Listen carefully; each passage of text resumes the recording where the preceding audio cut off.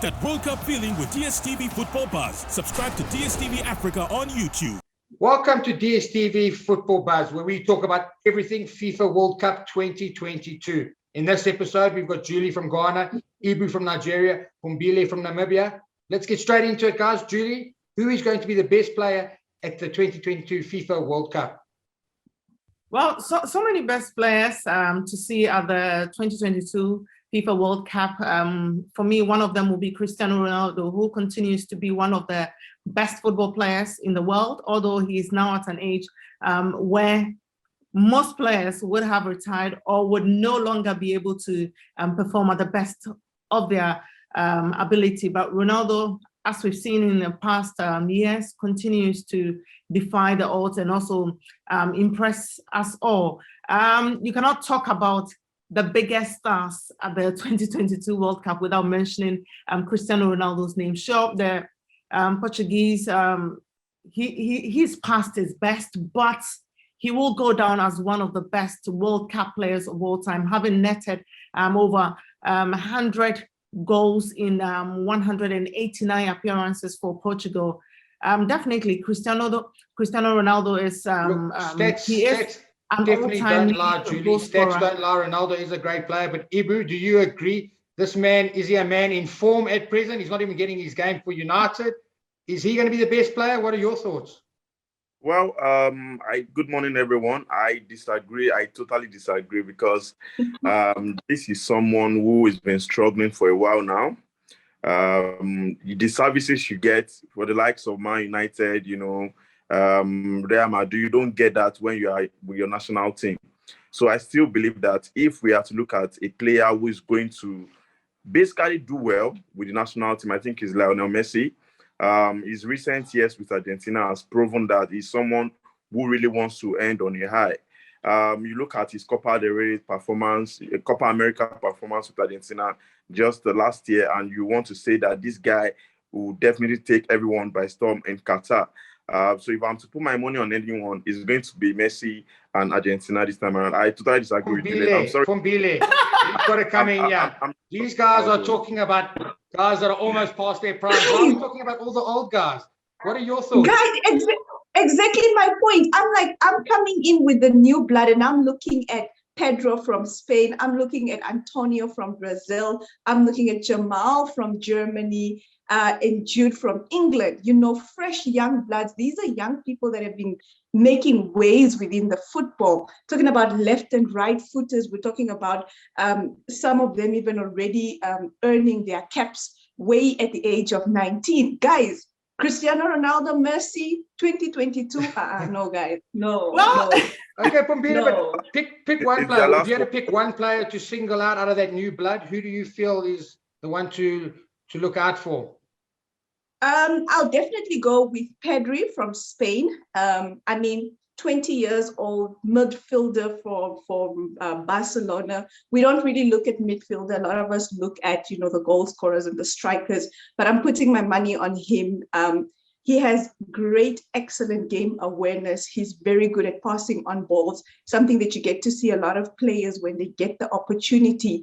The passing is always a problem, and it's not really a WhatsApp group for Pedro. So I'd put my money on him and definitely Antonio from Brazil, as opposed to Cristiano Ronaldo.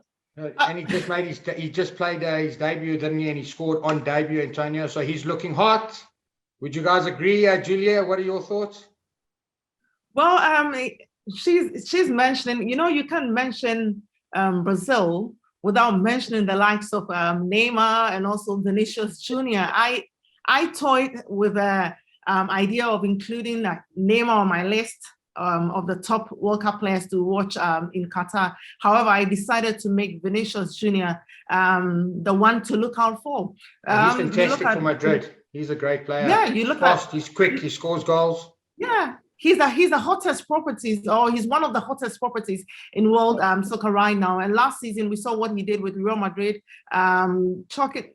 almost 22 goals and also 20 assists en route to the La Liga title with Los Blancos. And he will be one of the players to watch at the World Cup. Ibu, take Ronaldo out of the picture, take Messi out of the picture. Who's the young bloke to look for? I think Kylian Mbappe. Mbappe is someone who has been fantastic right from 2-3 years ago. He's proven once again that he can be very consistent and reliable. You look at his performance with Paris Saint-Germain just last season, and you want to say that this is a player every team wants to have going to the World Cup.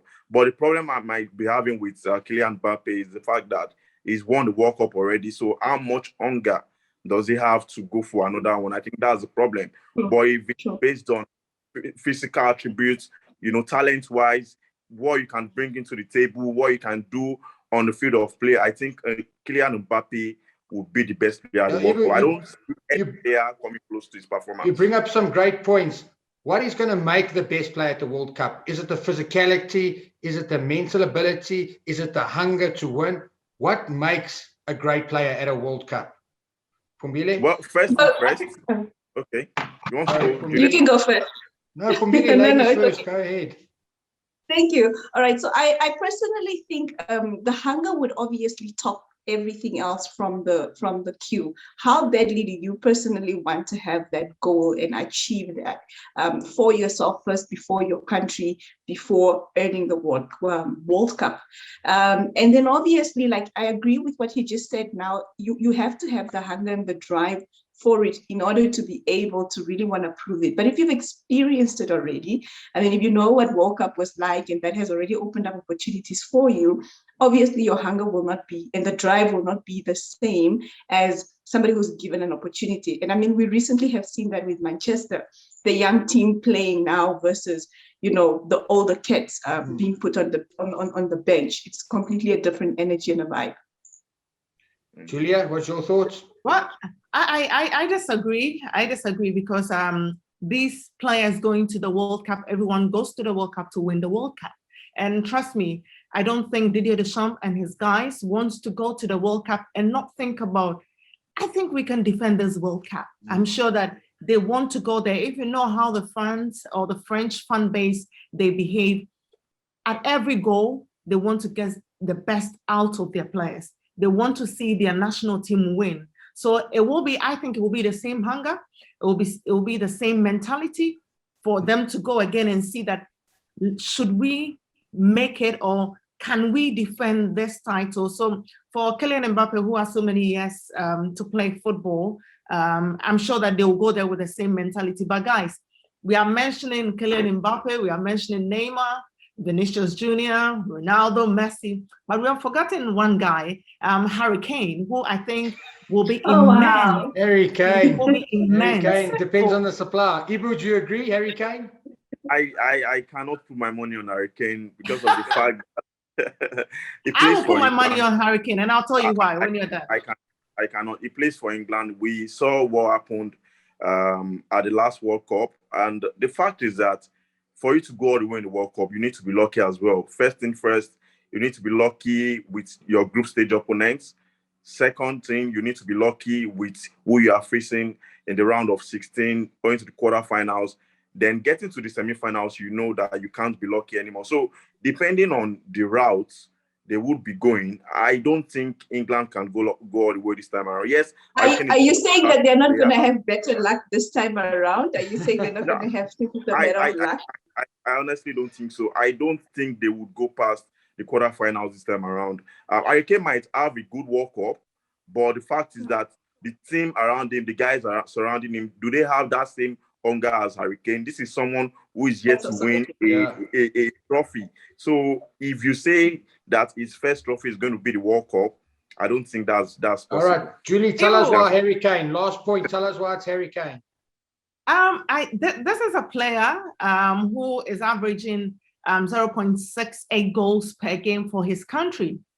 He is doing that again also in the English Premier League. Yeah, so and regularly. Mind you, he scored over 73, he scored over 50 goals for England in about 73 games. And that should tell you how good he has been for the English national team. And Gareth Southgate, we all agree that has plenty of world-class players at his disposal, including Sterling, Trent Alexander-Arnold, Phil Foden, and the rest. But few would argue that maybe Kane is not the pick of the bunch, but for me, I think that with what he's done in previous tournaments, Kane is among the favorites to impress at the World Cup. Why not? Maybe the Fantastic. All right, guys, we're running short on time. I'm going to ask for one name from each journalist. Ibu, who do you pick? Player of the tournament. One name. Very tough, but I think it's going to be Kylian Mbappe. Pumbile? I'm going to go with the young blood, Anthony. Fantastic. And Julie, I'm taking it you're going Harry Kane. No, I'm going to go with, there's a certain wind blowing, and we will get to know maybe in November, but I will stick with Lionel Messi. Fantastic. Guys, thank you for joining us on another episode of DStv Football Buzz. To follow the conversation, use the hashtag DStv Football Buzz and watch out for the next episode. Thanks and have a great one. Subscribe to DStv Africa on YouTube to get that World Cup feeling with DStv Football Buzz.